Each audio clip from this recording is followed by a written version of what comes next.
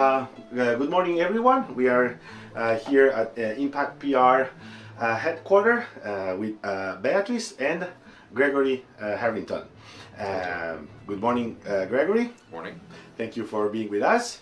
And this is another great occasion that we are here with Beatrice and having the chance to meet Gregory, who is working on an amazing project, and we're going to share. He's going to share a little bit with us today of about what's going on. And the special occasion in particular is the release of Gregory's version of Hallelujah by Leonard Cohen. Of course, a piece that we have learned to love over the years, and but that's not the only project Gregory is working on. So, Gregory, thanks again for joining us today, and we are very curious to hear about your this endeavor and this very famous song. Yeah. So, can you tell us a little bit about this project in particular? Yeah, well, first of all, thank you for having me. It's a pleasure to be here.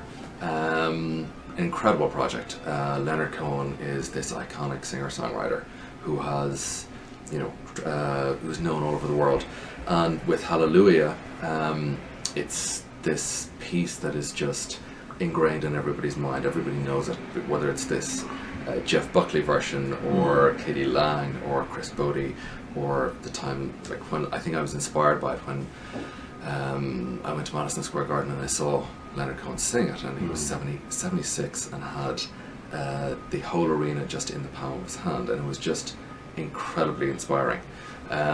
So I think that's the reason. I think you want to try and release something that is in mainstream. Violin is not a mainstream instrument, truthfully. So you want to try and get that association with what people understand, but also give it to them in a way that they've never heard it before. Try and challenge them creatively. So yeah, and hopefully it's something they enjoy. Well, I'm pretty sure about it because it's I had the privilege of listening to the preview, and from the very first notes you can it sounds immediately very familiar, but you can also appreciate the originality about it. So. So it was this. You were driven by this personal attachment, your emotions with Leonard Cohen, his performance, but in particular working on a piece like this that it's very well known and loved by people, and I'm pretty sure that you were aware while you were get yourself into doing Very this. True. Very true. So from a creative standpoint. How did you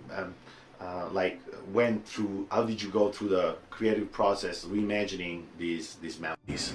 Yeah, well, I think it started. I had the good fortune to work with Jeff Buckley's manager many years ago, and I think that was the first time I heard this incredible. That helps. That helps. Does, yeah. So that was the first time I was on my radar, and I was just fascinated by it.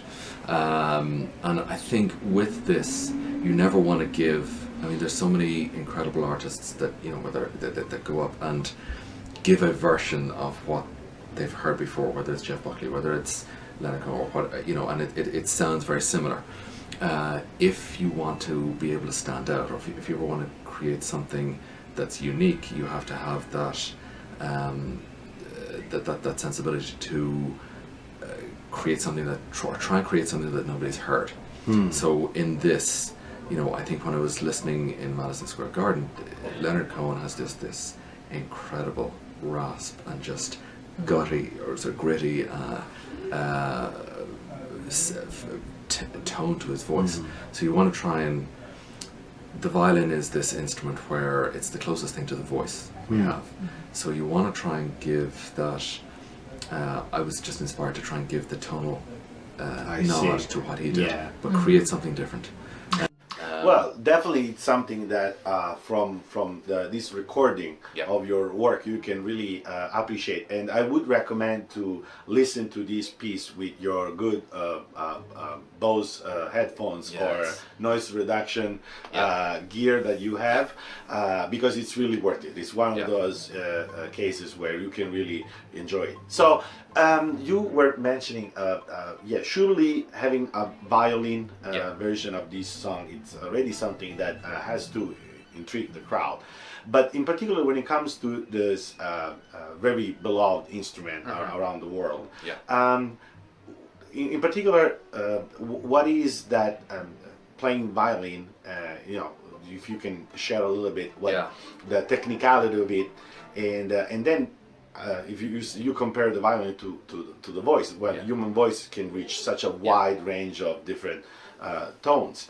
And so growing up, learning how to play this instrument, what makes in particular very challenging to deal with this instrument? I think first of all, nobody walks around like this. So like, it's a tricky. Well, in New York, somebody does,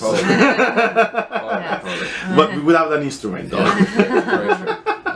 So I remember my teacher's teacher was Heifetz, and he used to always say, imitate the voice. And Pavarotti used to always in his master classes, he used to say at times, always try and imitate the violin. So there's a connection between the two of them.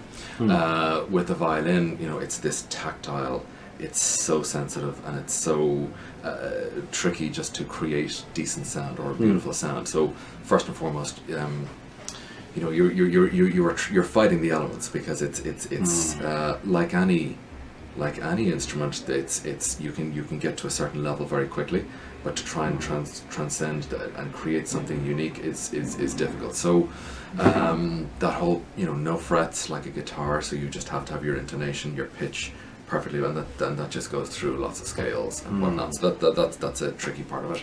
And then even the way you hold the bow, the bow. Is not like a natural way to hold it. Can you explain us? So a bow is not something you don't do. But even in Hallelujah, you try and get effects through your bowing technique that isn't traditionally classical. So you don't really want to be playing this as a classical piece, or else you'll lose everybody. If you can, and that's why I always go back to it. If you can imitate the voice and create something that the voice has done that somebody hasn't heard on the violin, that gives them the interest to get drawn in. So at the very, very beginning, you want this just something so intimate and delicate and just sensitive, and then you let that grow into, you know, especially where the words take you. So whether that's the pressure or just you have one hair touching that, you know, exactly. or you try and you go for that rasp, or you try and get for that little. I think anybody can walk.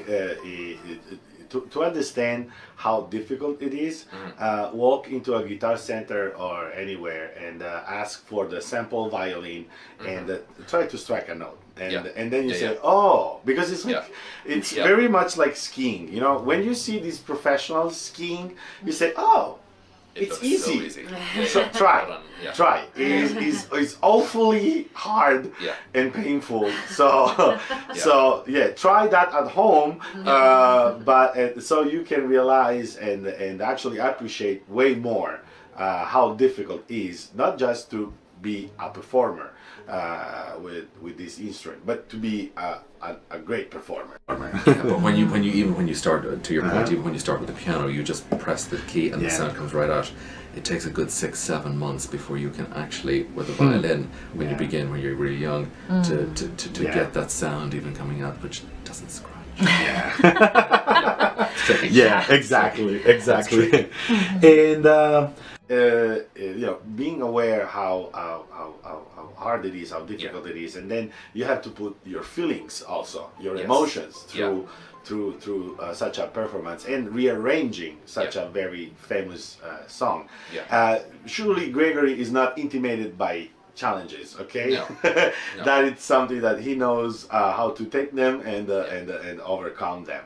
And there is even more. So you were mentioning before that this song is part of a wider project. Okay, can you tell us a little bit about it? Yes, absolutely. It's an album called Without You. It's released on June 7th.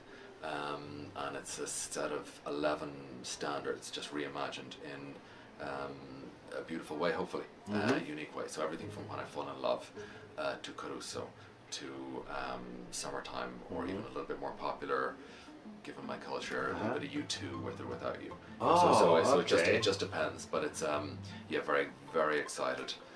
Nice. For the project. And So, with whom you work with this project in particular, like a producer or a label? You know, when you mention the sound, I think you're only as good as the people you surround yourself with. And so, firstly, the musicians that I work with are just phenomenal. Everyone from Simon to Eleanor to Rick to Leon to Matt. They're just incredible musicians. Producer Chris, good friend of mine, Chris Montgomery out on the West Coast. And then we went to the Capitol where Steve works and just mastered, mixed in the bakery. So it's a phenomenal sound, and very excited about it. I see, perfect. That's nice. Yeah, so he was there. Americans love this. It's like, oh, this is heartwarming. Nice. Yeah, so nice. He was there for the beginning of it. So yeah, it's just all the stuff that he would I see. love. So when is the release date? 7th of June, just in time for Father's Day on June 16th. Okay. Yeah, so definitely is a pleasure for your heart and your mind. Yeah. And Gregory is very humble, but he is really an amazing talent. And it was a pleasure and an honor to meet you. And I'm endlessly grateful to Beatrice for always giving me the opportunity of meeting extraordinary people with Impact PR.